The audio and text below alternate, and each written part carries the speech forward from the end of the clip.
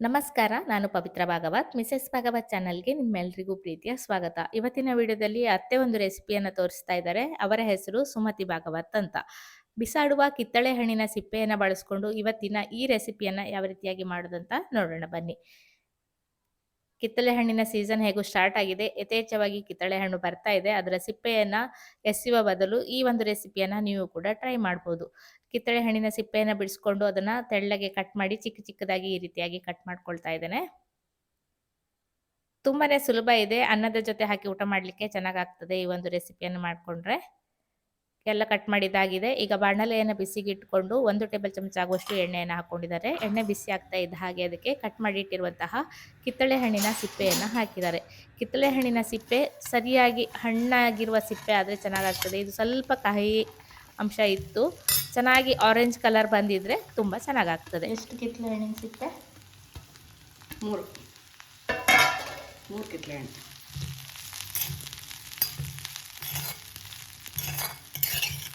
ಚಂದ ಮಾಡಿ ಹುರಿತಲ್ಲ. ಎಷ್ಟೊತ್ತು ಹುರಿಬೇಕು ಈ ಥರ ಕಿತ್ತಳೆ ಹಣ್ಣಿನ ಸಿಪ್ಪೆನ? 5-6 ನಿಮಿಷ ಒಳ್ಳೆ ಪರಿಮಳ ಬರುತ್ತೆ ಅಂತ ಎಣ್ಣೆಗೆ ಹೊಡೆದ್ರೆ.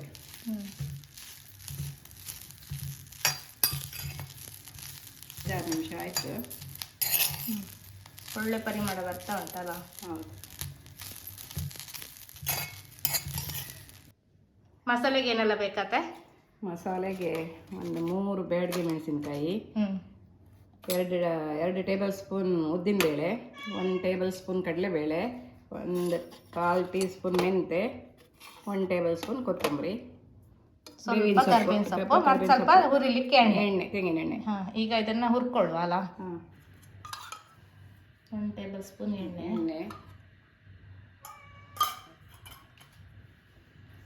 ಮೊದಲಿಗೆ ಕಡಲೆಬೇಳೆ,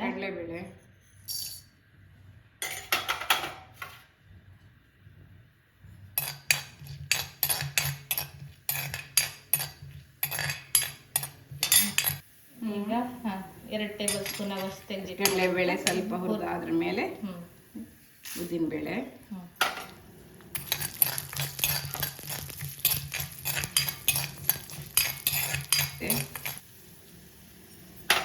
ಕೊತ್ತಂಬರಿ, ಮೆಣಸಿನಕಾಯಿ ಎಲ್ಲ ಒಳ್ಳೆ ಪರಿಮಳ ಬರೋ ತನಕ ಹುರ್ಕೊಳ್ಳೋದು. ನಮ್ಮ ಕಡೆ ಈ ಮುದ್ದುಳಿಗೆ ನಾವು ಎಳ್ಳು ಬಳಸೋದಿಲ್ಲ ಅಲ್ಲ? ಇಲ್ಲ. ಕೆಲವೊಂದು ಕಡೆ ಮೆಣಸಿನಕಾಯಿ ಕಾಯಿ ರಸ ಎಲ್ಲ ಮಾಡ್ತಾರಲ್ಲ, ಸ್ವಲ್ಪ ಹಾಕಿ ಅದಕ್ಕೆ ಸ್ವಲ್ಪ ಎಳ್ಳನ್ನು ಹಾಕ್ತಾರೆ. ಹೌದು. ಹುರಿದಿದ್ದಾಗಿದೆ, ಬಣ್ಣ ಎಲ್ಲ ಬದಲಾಗಿದೆ. ಹುರಿಯನ್ನು ಆಫ್ ಮಾಡುದಾ?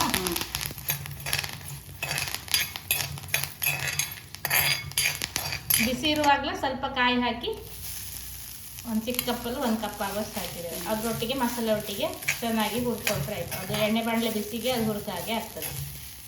ಒಳ್ಳೆ ಪರಿಮಳ ಬರ್ತದೆ ಈ ರೀತಿ ಬಿಸಿ ಮಾಡಿ ಕಾಯಿಯನ್ನು ಉಪಯೋಗಿಸಿದರೆ. 1 ಲೀಟ್ರ್ ನೀರು ಹಾಕೊಳ್ಳುವ, ಸ್ವಲ್ಪ ಅರಿಶಿನ,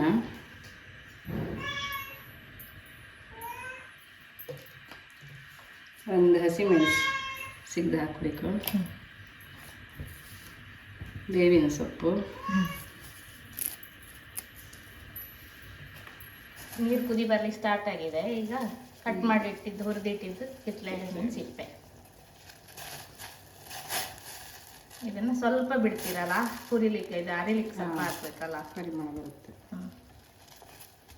ಇದು ಎಷ್ಟಿರಲಿ, ಇದನ್ನ ಮಸಾಲೆ ಜೊತೆಗೆ ಅರೆದ್ರೆ ಒಳ್ಳೆ ಪರಿಮಳ ಬರುತ್ತೆ. ಹುರಿದಿರುವ ಮಸಾಲೆ ಎಲ್ಲ ತಣ್ಣಗಾಗಿದೆ. ಈಗ ಇದನ್ನ ಮಿಕ್ಸಿ ಜಾರಲ್ಲಿ ಹಾಕೊಂಡು ನೀರನ್ನು ಸೇರಿಸಿ ನುಣ್ಣಗೆ ರುಬ್ಕೊಳ್ಬೇಕು. ಕಿತ್ತಳೆ ಹಣ್ಣಿನ ಸಿಪ್ಪೆ ಹುರಿದಿಟ್ಟಿದ್ದು ನೀರು ಸೇರಿಸಿ ನುಣ್ಣಗೆ ರುಬ್ಕೊಂಡು ಬರಲ.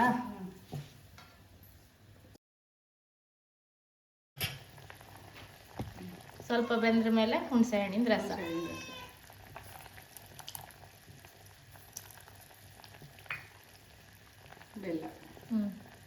ಬೆಲ್ಲ 1 ಕಪ್ಪ, ಎಷ್ಟು ಬೇಕಾದ್ರೂ ಹಾಕೊಬೋದು. ನಿಮಗೆ ಎಷ್ಟು ಸಿಹಿ ಬೇಕು ಅಷ್ಟು. ಚೆನ್ನಾಗಿ ಕುದಿ ಬಂದು ಬೆಲ್ಲ ಎಲ್ಲ ಕರಗಿ ಪಾಕ ಥರ ಆಗಬೇಕಾ? ಸ್ವಲ್ಪ ಹೊತ್ತು ಕುದ್ರ ಮೇಲೆ ಮತ್ತು ಕಡೆ ಉಳಿದ ಮಸಾಲೆ ಹಾಕಿ ಕುದಿಸಿದಿರ್ಬೇಕು. ಚೆನ್ನಾಗಿ ಬೆಲ್ಲ ಎಲ್ಲ ಕರಗ್ತಲ್ಲ. ಹೌದು, ಚೆನ್ನಾಗಿ ಕುದ್ದಿದೆ. ಇದು ಬೆಲ್ಲದೊಳಗೆ ಕುದ್ದಷ್ಟು ಚೆನ್ನಾಗಾಗುತ್ತೆ. ಈಗ ಮಸಾಲೆ ಹಾಕಿ ಮಸಾಲೆ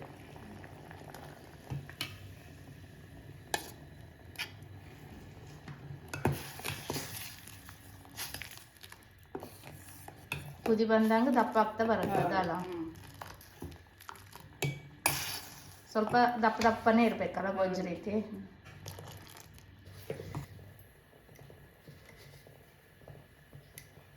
ರುಚಿಗೆ ತಕ್ಕಷ್ಟು ಉಪ್ಪು ಹಾಕ್ಬೇಕಂದ್ರೆ.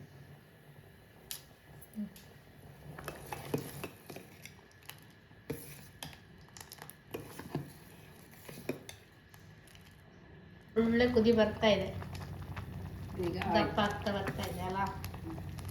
ಇನ್ನೊಂದು 2 ನಿಮಿಷ ಕುದಿಲ್ಲ. ಎಷ್ಟು ಕುದ್ರು ಒಳ್ಳೇದಲ್ಲ, ಇದು ಕುದ್ದಷ್ಟು ರುಚಿ. ಹೌದು.